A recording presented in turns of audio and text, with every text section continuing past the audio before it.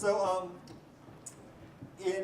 we have a few people, I think, who are still in here from the session that we did before. But for those of you who didn't, our session we were talking about kind of the growth of information that's out there and how a lot of the information now is coming to us from reputable and sometimes not so reputable sources. So what I wanted to kind of start off with is thinking about kind of the vast amount of information that's out there that we're having to keep up with today. What are some of the steps that that you take in your individual careers and some of the skill sets that you want students who are coming into your fields to be able to understand and be able to manage to be productive in kind of that information abundant society that we have today? So, you all need to use this pretty loud. Can you guys hear me? Can you hear me? Okay. It is on? Okay, all right, sorry. So, healthcare, in case you haven't heard, is a pretty hot topic, has been for a while. At Novant, we are fortunate enough to have folks in our organization that spend a lot of time really looking at what is the information that leaders and employees at Novant need to know about the healthcare issues that are going on, how it's going to impact Novant. We have someone who actually just works with the government in terms of filtering and receiving all that information, you know, being in touch with those that serve the state for North Carolina and, you know, be in touch with those folks around healthcare issues. But on a day-to-day basis, I mean, the volume of information that we all receive is just, can be overwhelming. You open your email box and, you know, it's just a flood of information. So it's important for all of us that work in healthcare to understand the issues, know where our credible sources are for what those issues are and what the conversation is going on. And so, you know, we depend on the folks in our organization, but we also, you know, have to read and, you know, look at various things. Your professional journals, for example, help healthcare leaders understand the issues and kind of figure out what the information might be that we need to pay attention to. Anyone else?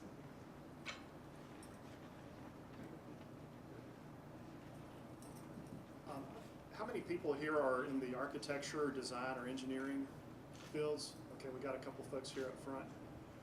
We're barraged with a lot of information as well, but luckily for us, we have trade journals, magazines, manufacturers that we go to that kind of vet this information for us. But I think it's important for students to become facile with researching the information, be it codes, regulations, sustainability, those kind of items while you're here in school.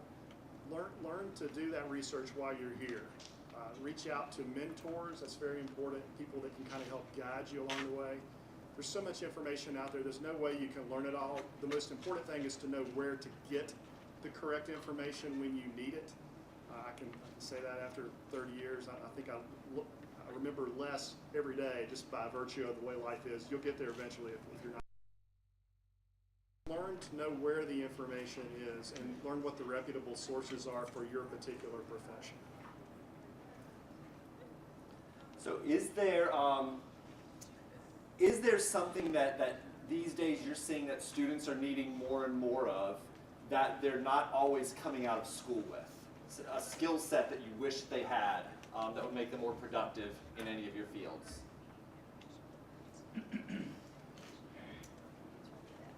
So, you know, I think that as a nurse, I can still remember before I was a nurse.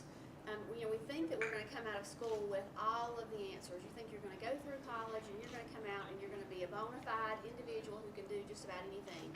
And really that's not the case. It really just gives you enough critical thinking, at least in healthcare, to make sure that you don't do something really stupid. And then you really have to take that base of knowledge and try to grow from there. But in healthcare, a lot of times if you work, you know, and most organizations are reputable. So if you work at a reputable organization, In the high rise, wherever, it's there. It's mainly the drive.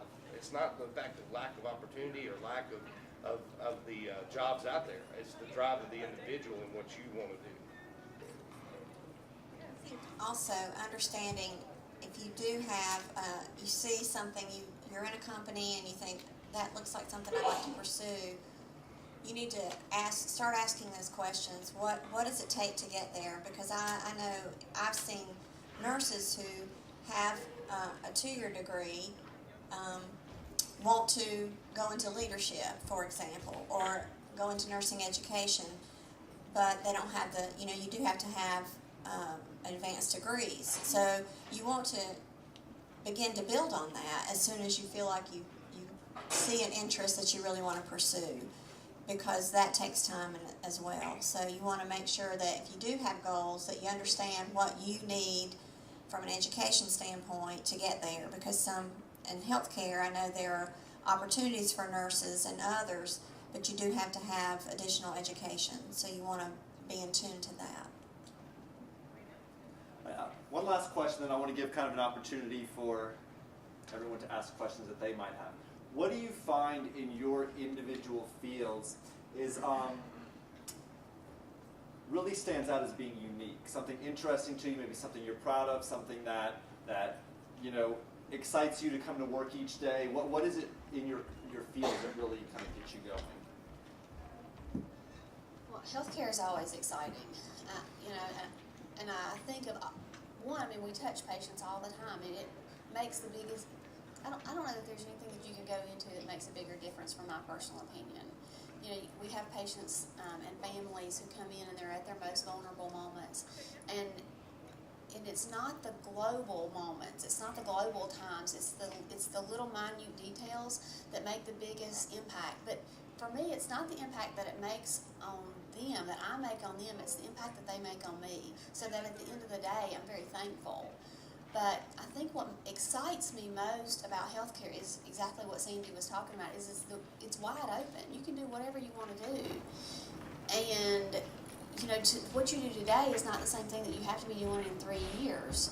And if you get tired of working in ICU, for an example, and you think, I'd like a little bit of a change, then you can move to the emergency department. You can move to this, you can move to that, and you're still within the same organization. So you're not really stepping back. If you think sometimes when I change jobs, is it a step back?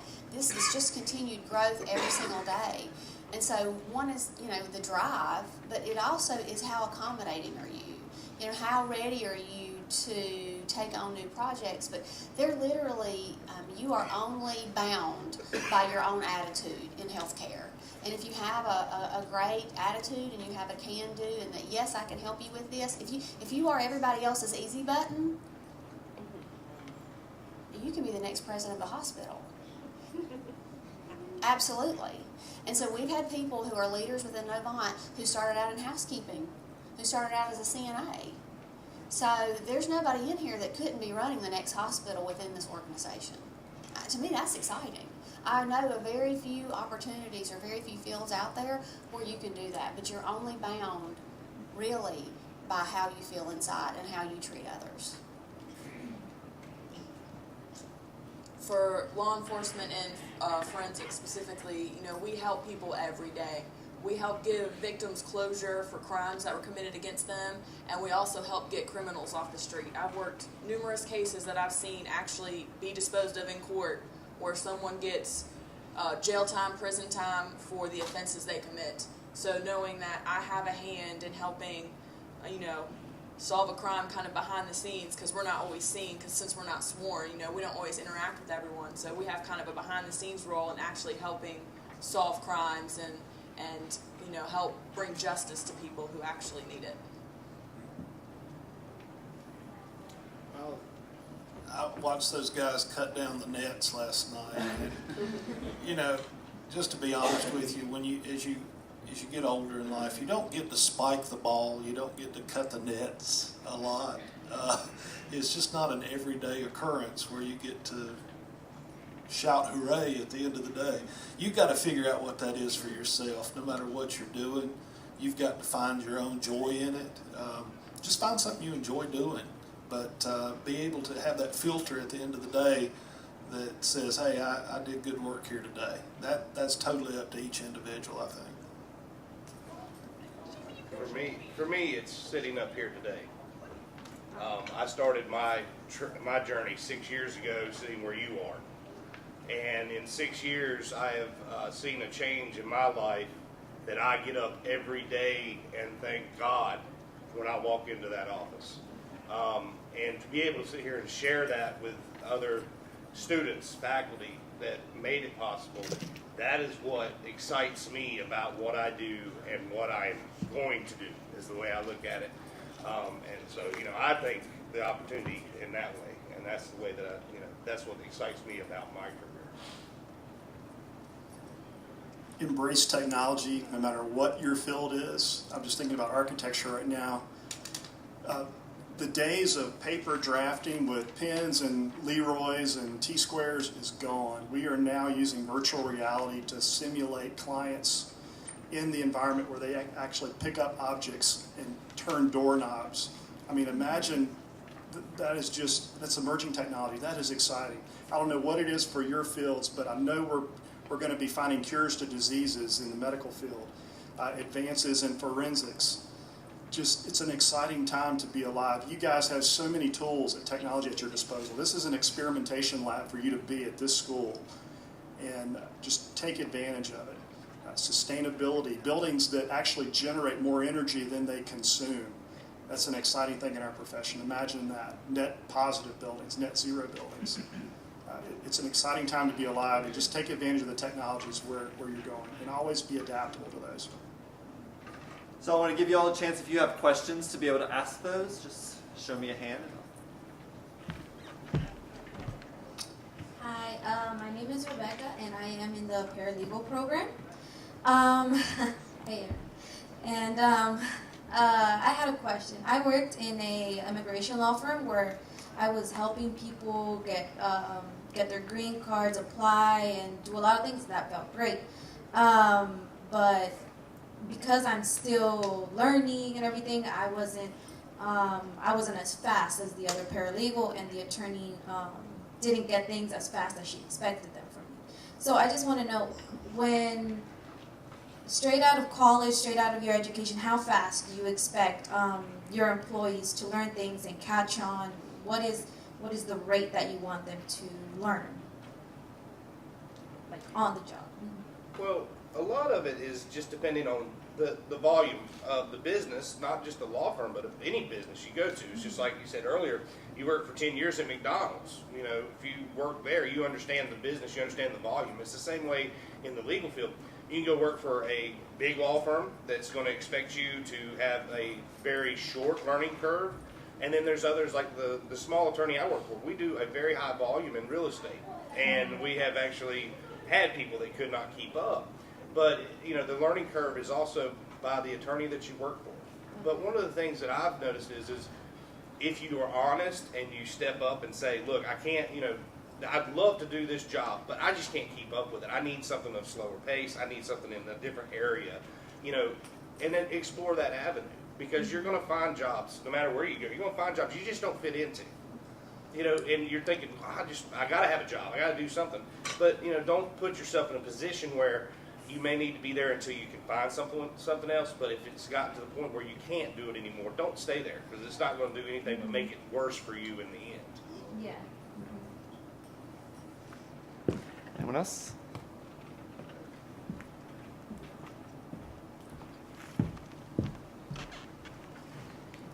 I want to first thank Forsyth Tech for having this panel again. And I think that this is such a valuable component to what Forsyth Tech has, and all the wonderful things that Forsyth Tech encourages. And I think we get a lot out of this information. And I'm the program coordinator for the architecture program. And one of the things that I really stress the importance of is developing good relationships with individuals. Not fake relationships, not business relationships, but personal relationships with individuals that because everyone has something positive to bring to the table. I think one of the wonderful surprises for me coming out of a four-year institution and coming to Forsyth Tech to teach is that we are all mentors to one another. We have students here with four-year degrees and master's degrees to come back to change their lives, and that kind of vertical kind of mentorship between one another is just, to me, is astounding. And very, very unique. I think one of the areas that I find, as it, I'm kind of getting to relating to something here with regards to technology, and Mr. Messick is exactly right. There's just some amazing things happening very quickly in the field of design and architecture. And one of the things, though, I think in the day-to-day realm, and maybe it was touched on earlier at some point, but the whole world of social media and the positives and the negative aspects of social media. I always tell my students, you've got about 17 different ways not to reach me. You know, if you need to reach me, call me. Just give me a phone call. And so I'm in that realm of, okay, you know, where are the positives and negative lines of social media with respect to with the professional world and the personal world, and the impact of that. And you've got 5-year-olds and 9-year-olds and 12-year-olds. You know, I just got my first Instagram account. I got a whole 4 followers right now, so I'm really proud of that. So, you know, but I think that there's something that the way in which we have come through education and the things that how the technology has changed with regards to that. I think I would like to hear more about the positives and the negative aspects of those realities, and how you all view those things with respect to potential employers and whatnot. So social media is, it's a little bit like a minefield, and I really caution my team members and the nurses and the clinical folks that I interact with about their use of social media, and how, because once it's out there, and employers will pull up, you know, however that happens, and look at those things. If you're coming into a, you know, if I get your application, you know, I'm not as savvy as probably some others, but, you know, people will look at your social media sites, and so you want to be mindful of that. You know, I'm 53, so I use it to look at my, you know, sister's grandkids, and I baked a pound cake, and look how pretty it looks. Some people use it a little more graphically and emotionally than that. I have had to counsel employees on what has been reported back to me that has been posted on social media about specific things that might have happened in the workplace. You know, Novant Health has privacy policies and procedures, and people might, you know, you have a bad day or a tough time with a patient or something, and somebody posts something like, you know, maybe not even put names, but there's enough information there that we consider that a breach of privacy. And you will lose your job if you breach privacy with any healthcare system. It is a huge issue. But just beyond that, I really, you know, I have 2 grown children, and I have had those conversations about, this is a reflection of you, and it's not just a conversation you had that you wish you could take back, because now it's out there. And if you don't think that prospective employers look, you are wrong. You're just wrong, and you need to think about that. Well, that's what I was getting ready to ask, is how many of you Google potential employees? I saw a dude smoking a doobie on his Facebook page. He didn't get the job, did he? I don't know why. It's funny, my wife is a 2nd grade teacher now. She works at the district office. She's a curriculum specialist for K through second grade English and all. But when she was in the field and social media really kind of came out and became rampant out there, you know, one of the things that I told her is, and she's a grown person, she's going to do what she wants to do. But I said, you know, you teach kids, you teach second grade kids, and you have every right after work on a Friday afternoon to go out with friends and have some drinks and all of that. But now, when you have people who are randomly pulling out camera phones and are snapping pictures or taking videos, you never know anymore when something is pointed at you. And I've seen, with students and with adults, I've seen bad things happen because a camera was pointed on them or a picture was taken that was never intended to go out there. And one happened recently, and I'm not going to go into all the details of it, but you know, a student posted something in, one of my former students, on Snapchat. I was like, well, I put it on Snapchat, it's gone in a few seconds. Yeah, you can take a screenshot and share it with the world. And that's exactly what happened, and he ended up in a lot of trouble. So absolutely, you know, knowing, and I mentioned with the last group that was in here, we specifically teach our 7th and 8th grade students how to use social media to affect change in positive ways. And I truly believe there are ways we can use social media to affect change in positive ways. But you have to understand that there's that other side also.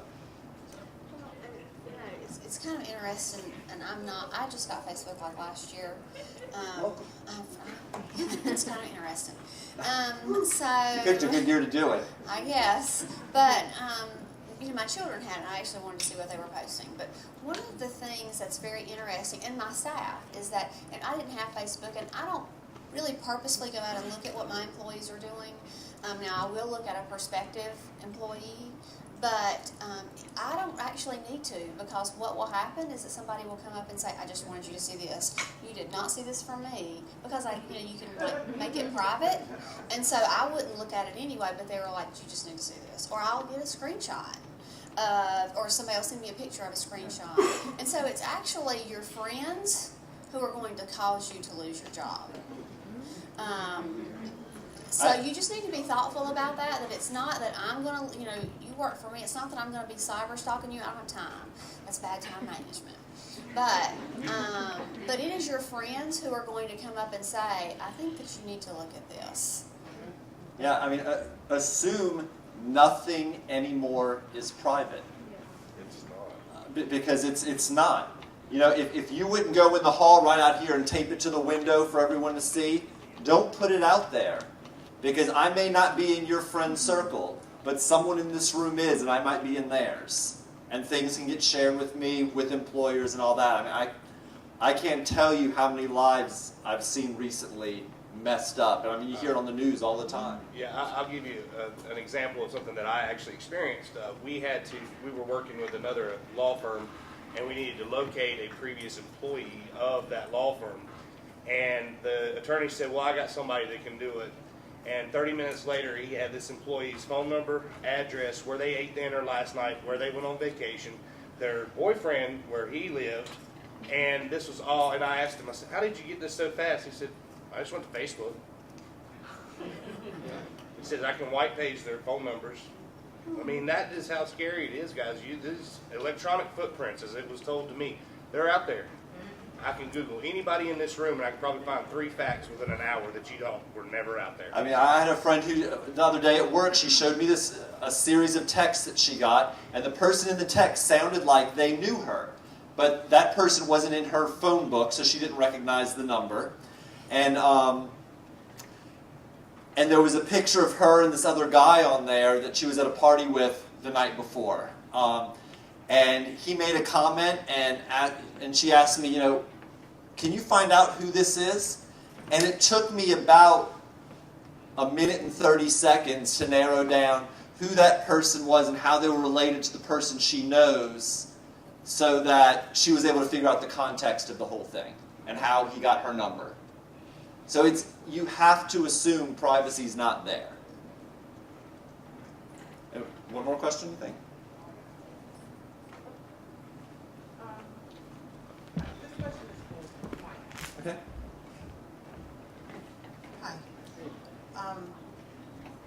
talking about time management, and when you asked Cameron that question, is it suitable for the interviewee to give you all business, how they do their time management, or throw in some personal, how they do their time management, so you can get a feel of who they are? No, I as a had a person? lady, I had a lady that was getting back into the workforce that I was actually asking, how do you manage your day? And she pulled out her day planner. And, you know, it had nothing to do with work, because she hasn't been at work in many years while she was raising a family. But it showed me that she had the skill set to keep up with the calendar. She had her contacts there, her calendar, she had appointments in it. She was very organized, and that helped me interpret the skill set. So it doesn't necessarily have to be business stories. It can be life stories. I did see one last hand up, so I'm going to give you an opportunity there. In career services, I see all the time companies can't find employees. Are you all seeing that also? One thing I hear is they can't pass a drug test and cannot pass a background check. Is that true? We do have, yeah, you do have those that, you know, they don't pass their background check, or they don't pass their drug test. For nurses, we are in a nursing shortage, so we have lots of incentives and campaigns and things like that. It's a very competitive market. It's more for the nursing piece, that's more our issue right now than the drug test or the background check, but you do see that occasionally. I'm sorry, but just going off the background check, would it be okay that during an interview they disclose it? If you go do a background check, we found something from like when you were 18 and doing things, and maybe you had a possession charge or something like that. Is it okay to bring it up in an interview, like maybe at the end, and just disclose that, like, yes, you might find something, but this is what happened? Would that, like... My advice is don't bring it up At all? until they bring it up. Okay. But in the application, when you check that little box, it's still legal to have a box on there. Have you ever been convicted of a crime? Say yes if you don't lie, because that'll come back to haunt you years later when one of your friends comes up and says, oh yeah, didn't you know Johnny had a drug problem? Because you posted it on Facebook at 18. Don't never lie about it. But my advice is it'll come up in the conversation, because they have to do their due diligence and ask those kind of questions. But if it took place when you were 18, 19 years old, and it's 10 years later, there's a story. I like to hear the story. Okay. This is I'm Emma Caldwell. I'm here to get my GED. So this is really important to me. As far as an experience in the field, if you don't have experience but you have skills, how far would that get you as far as in getting a job? I know with my job, we don't require actual experience. 2-year degree, I think, is the minimum of what we require now. We do all of our training on the job. So even if you have a 2-year degree in another field, you can come in and we will teach you everything you need to know to be able to do our job. And I think that's happening a lot more and more, because the technology especially is getting so specialized by fields that, you all can teach them what they need for that field. It's the soft skills and those other, basic skills that are really... I say this a lot. Y'all are here to get your education. We're not in the business folks of giving you the education. We're there for training. There's a total different aspect. If you come in with the education, we'll train you. And we'll give you time to learn it. We're not going to rush you through, but you have to come in with that basic education first. All right, well, thank you. I don't know if you have anything you want to close with? Is this on?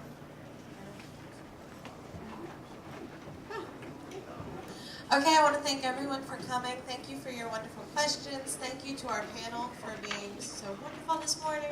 Thank you, Mr. Mull, for facilitating. And if you would, please make your way out into the lobby. We have a reception waiting for you. And turn in your